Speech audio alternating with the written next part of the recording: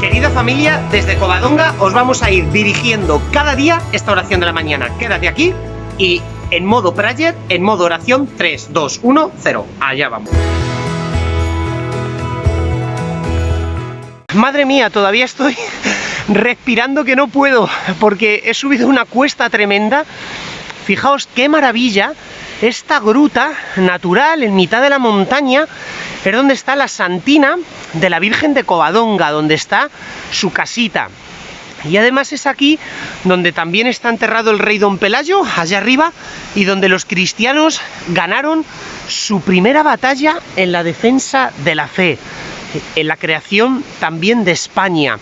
Y por eso, fijaos aquí qué lago hay a los pies de la Virgen María, porque el agua está brotando por allí.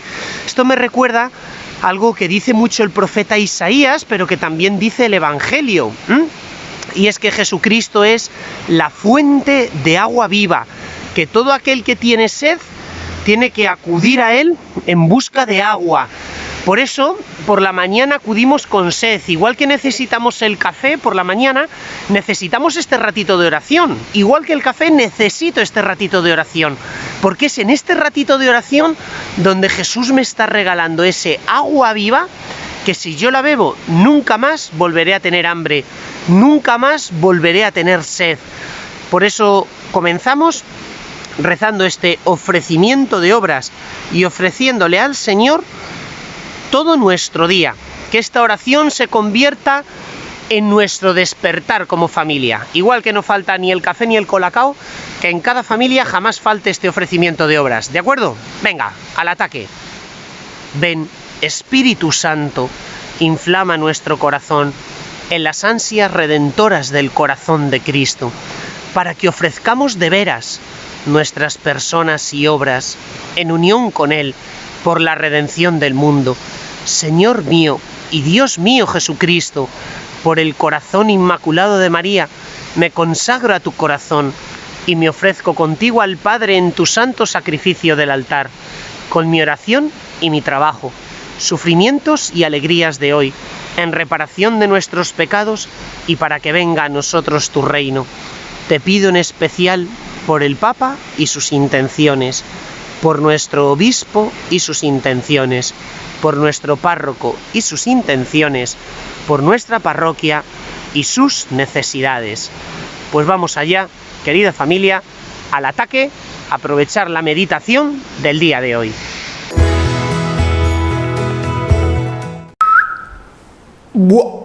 Café, un poquito de café y creo que me despierto. Bueno, tercer día, familias. Meditación del tercer día. Vamos allá. Donde encontramos un ejemplazo de matrimonio santo en la Sagrada Escritura, de matrimonio entregado a Dios y a la Iglesia. Bueno, me encantaría ver con vosotros, no sé si os sonará, lo mismo lo habéis escuchado alguna vez, pero el ejemplo de Priscila y Áquila. Son dos esposos que aparecen bastante tanto en las cartas de San Pablo como en los Hechos de los Apóstoles. De hecho, no sé si habéis visto la película de San Pablo, esta famosa película que salió hace poquito y que hacía Jean Clavitzel. Bueno, pues en ella aparecen estos dos esposos, ¿no? Priscila y Áquila, o Prisca, si prefieres el nombre en latín, Prisca y Áquila. Bueno, ellos están un poquito en la órbita de los muchos colaboradores que San Pablo apóstol tenía. Digamos que eran los típicos que estaban en todo, porque aparecen ayudando a San Pablo en Corinto, aparecen en Éfeso, aparecen en Roma, aparecen en varias cartas de San Pablo. O sea, tenían que ser el típico matrimonio que hay peregrinación a Guadalupe, está, hay peregrinación a Fátima, está, hay peregrinación a Lourdes, está, hay marcha de la mujer por la vida, está, hay encuentro de familia de no sé qué, está, bueno, los típicos. Prisca y Áquila pues estaban por todo el Mediterráneo, o sea, no había puerto del Mediterráneo, no había comunidad cristiana, no había sarao fiestuki apostólica donde no estuvieran ambos. Qué guay, se parecen tanto a nosotros. Bueno, los nombres son latinos, con lo cual se ve que son personas que están muy integradas en el contexto cultural de su época. Primera lección. Un cristiano no es del mundo, pero tampoco es una persona que sea un ingenuo que no sepa por dónde van los tiros en el mundo. No somos monjes, vivimos aquí, en el mundo, y estamos comprometidos en la transformación de nuestro mundo. Sin embargo, este matrimonio con nombre latino era de origen judío. Al menos de Áquila sabemos que procedía un poquito de la zona norte de Anatolia, de la actual Turquía. De Prisca no sabemos nada, probablemente una judía natural de Roma, porque la carta a los romanos la saluda San Pablo. Ya sabéis que entre los judíos hay un fenómeno que es la diáspora. La diáspora es, de ahí viene esporas, que es por lo que se reproducen algunas plantas, ¿no? Mandando pues esa especie de semilla por todas partes. La diáspora era que los judíos estaban prácticamente por toda la cuenca del Mediterráneo difuminados, ¿no? Lo cierto es que aparecen en escena en el capítulo 18 de los Hechos de los Apóstoles. ¿Por qué? ¿Por qué? Porque veréis, ellos vivían en Roma. Sin embargo, el emperador Claudio sacó un decreto expulsando a todos los judíos de Roma. ¿Por qué? Bueno, esto no lo dicen los Hechos de los Apóstoles, pero para que veáis la historicidad de la Sagrada Escritura, el historiador romano Suetonio, también en la vida de los 12 Césares, comentando la vida del César, del emperador Claudio, cuenta cómo entre los judíos de Roma hubo disturbios a causa de un tal Cresto. Suetonio parece no enterarse muy bien de qué van las cosas, pero en aquella época la en griego, porque sabéis que Cristo es una palabra en griego que significa ungido, pues la se pronunciaba ahí, es lo que se conoce como fenómeno del itaísmo, de tal forma que Suetonio pudo poner Cresto, porque se transcribe Cresto, pero en realidad pronunciado en griego sería Cristo. O sea, entre los judíos de Roma había disputas a causa de un tal Cristo, ya en los años 40. Por tanto, probablemente reconociendo si Jesús era o no el Mesías. Total, que tenían montado una tangana en la sinagoga de Roma que Claudio, harto de polémicas, dice, mira, los judíos fuera todos de Roma. Me da igual si son del Cristo, si no son del Cristo, todos fuera de Roma. Y entonces, Áquila y Prisca se van a Corinto. ¿Dónde encuentran a San Pablo? Que acaba de llegar a Corinto. ¡Qué casualidad! Ellos llegan a Corinto, recién llegados, San Pablo llega a Corinto. Es decir, el encuentro con San Pablo es de providencial. También vosotros habréis encontrado en vuestra vida un sacerdote o una parroquia que ha sido providencial. O sea, en un determinado momento, pum, me encuentro con un sacerdote, pum, me encuentro con una parroquia que me hace un bien tremendo. Bueno, pues es cosa de Dios. Eso que vaya para adelante, que siga, porque es cosa de Dios. Y resulta que lo primero que ellos hacen es ayudar a San Pablo. ¿Por qué? Porque tenían el mismo oficio. Sabéis que San Pablo no tenía un sueldo por ser apóstol, sino que su oficio era ser fabricante de tiendas de campaña, que él cosía con cuero, curtía, y resulta que Áquila y Prisca tienen exactamente el mismo oficio. Por lo tanto, se apoyan mutuamente a nivel de gremio y San Pablo vive con ellos. Qué bonito es que ellos acogen al apóstol en su propia casa, es decir, mayor implicación no cabe, y también aquí nos están dando una lección, ¿no?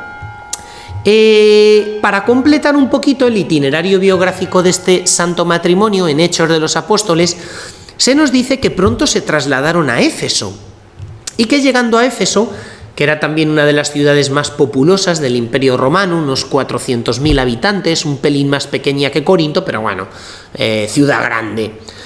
Pues en Éfeso ellos acuden a la sinagoga a convertir a judíos, presentándoles el mensaje cristiano, pero también acuden a asambleas cristianas, y ahí se ve su papel como catequistas. De hecho, llegó un judío proveniente de Alejandría, cuyo nombre era Apolo, que él decía ser ya cristiano, pero que nunca había oído hablar del Espíritu Santo. O sea, había recibido una formación cristiana, pero una formación cristiana inicial, que no había sido completada y tenía un montón de agujeros todavía en su esquema, no había estudiado bien el catecismo de la Iglesia Católica. Y Áquila y Prisca le escuchan un día hablar. Apolo era elocuente, hablaba que te quedabas con la boca abierta, pero le dicen, oye, cuando termina la predicación de Apolo, lo llaman un poquito en privado y le dicen: querido Apolo, te hemos escuchado con mucho gusto, pero perdónanos porque no nos hemos terminado de enterar de algunas cosas que has dicho, pensamos que algo te falta, ¿no? Y le enseñaron el mensaje cristiano entero. De nuevo, una lección muy bonita, es decir, Aquila y Priscila no simplemente reciben la fe, sino que la transmiten.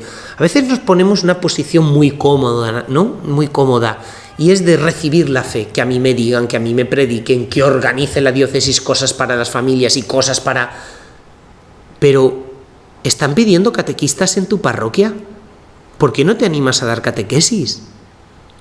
¿Por qué no te animas, uno, a conocer la fe para que no te pase como Apolo y apuntarte a grupos de formación o de matrimonios en tu parroquia? Dos, no simplemente busca el recibir, el recibir, el recibir.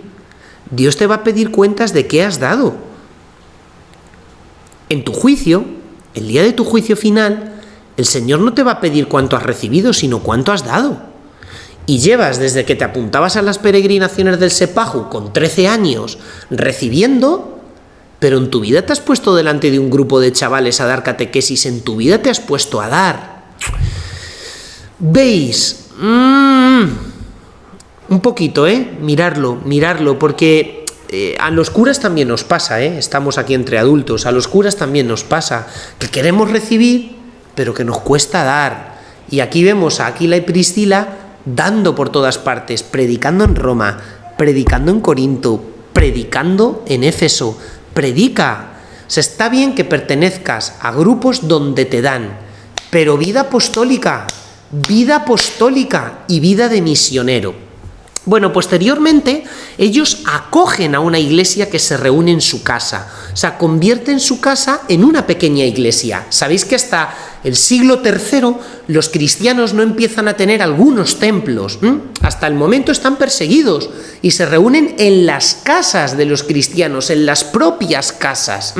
De hecho, en la carta a los Corintios, al final, en los saludos, en la despedida, San Pablo hace mención a la iglesia que se reúne en casa de Aquila y Prisca. O sea, tenían en su casa una iglesia. Yo conozco a gente, no puedo decir nombres, algunos de los que estáis oyendo sí que lo sabéis, a gente que en su casa reza el rosario e invita a vecinos. Hay una iniciativa chulísima de la Diócesis de Madrid donde matrimonios y familias están rezando el rosario en plan doméstico en casa e invitan a sus vecinos y a familias del barrio a que vayan a su casa a rezar el rosario. Bueno, pues tela, o sea, es que ahí Aquila y Prisca recibían a la iglesia en su casa. Pues tienes una casa, invitas a tus vecinos a ver fotos, a ver Netflix, a ver series, a ver partidos del Real Madrid, ¿por qué no los invitas a rezar el rosario? Si alguno lo ves que lo está pasando mal, invítale a casa un café rosario o algo así. O sea, no me parece tan descabellada la idea. Finalmente vemos que Aquila y Prisca regresan a Roma y que allí en la capital del imperio pues ellos realizan una función tremenda porque acogen a la comunidad de Roma, comunidad que está en vísperas de sufrir una persecución, como es la persecución de Nerón, donde morirán muchos cristianos. Habéis visto la película de San Pablo de Jean Clavizel, y ahí vemos como incluso ellos arriesgan su vida por la iglesia. De hecho, San Pablo, en la despedida de la carta a los romanos, dice: saludad a Prisca y Aquila, colaboradores míos en Cristo Jesús. Ellos expusieron su cabeza para salvarme. Fíjate, ellos expusieron su cabeza para salvarme. Eso dice San Pablo, Y no solo les estoy agradecido yo, continúa, sino también todas las iglesias. Saludad también a la iglesia que se reúne en su casa. O sea que en Roma seguían reuniendo a gente en su casa. Bueno, ¿qué nos enseña este matrimonio? Por resumir en 3 tips. 1. Están comprometidos apostólicamente. Familias, dejad de pensar que una iglesia está viva dependiendo de su cura o de su párroco. A veces que pensamos que para que una iglesia o una parroquia esté viva hace falta que tenga un superpárroco o un cura estrella. Ya me entendéis, ¿no? Un cura estrella. No, lo que necesita es familias y matrimonios comprometidos. Pasó la época de los curas estrella, ahora remamos todos en la misma barca, necesitamos matrimonios estrella. Bueno, total. Siguiente tip, siguiente cosa que nos enseñan. 1. Para ellos es natural recibir a la iglesia en su casa. No solo reciben, sino que dan. O sea, son personas, 1, de una intensa espiritualidad, una intensa vida espiritual, pero un compromiso valiente que les resulta natural, no forzado. Reciben a la iglesia en Corinto, reciben a la iglesia en Éfeso, juntan a la iglesia en Roma. Son todoterrenos, viven para evangelizar, les resulta natural, se juegan su cabeza por la iglesia. Y como otro tip, podemos ver cómo San Pablo, y esto sobre todo aparece en la carta a los Gálatas, San Pablo llama a la iglesia la familia de la fe, la familia de la fe, o sea, el concepto de iglesia como familia. En la carta a los Efesios también San Pablo dice que la iglesia es una familia. ¿Por qué os cuento esto? Porque la iglesia no es una empresa, la iglesia no es un lugar donde se hacen actividades, de tal forma que nosotros tenemos que imprimir, y sobre todo vosotras familias, como un toque familiar a la iglesia. Esto cuesta mucho en los pueblos, porque a veces hay rencillas entre unos y otros, pero tenemos que crear un sabor a familia en nuestras parroquias de la diócesis de Toledo, y cuesta también en las ciudades, donde nos vemos por la calle y no nos saludamos. Bueno, yo soy un friki que va saludando a Tokiski, pero bueno, generalmente, porque soy de pueblo, pero generalmente, veis, tenemos que crear, relacionarnos unas familias con otras y crear un ambiente de familia en la iglesia. San Pablo, insisto, la carta a los Gálatas, saludándoles, dice: no os canséis de hacer el bien a la iglesia, es decir, a la familia de la fe. Considera que la iglesia es una familia. La iglesia no es un Mercadona o un Lidl de sacramentos donde yo voy a por lo que necesito. Y Aquila y Prisca lucharon porque la iglesia fuese una familia. Bueno, pues a este santo matrimonio nos encomendamos y vamos a pedirle al Señor en este ratito de oración que ilumine los ojos de nuestro corazón, a ver cómo podemos poner nuestra vida en contraste, en diálogo con estas enseñanzas que estamos recibiendo. Vamos allá.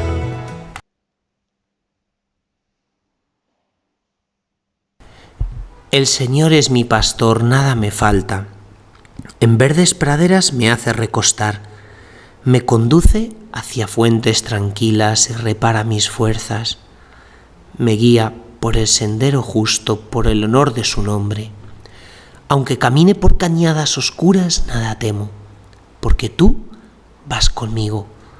Tu vara y tu cayado me sosiegan. Me enseñarás el sendero de la vida. Me saciarás de gozo en tu presencia, de alegría perpetua a tu derecha.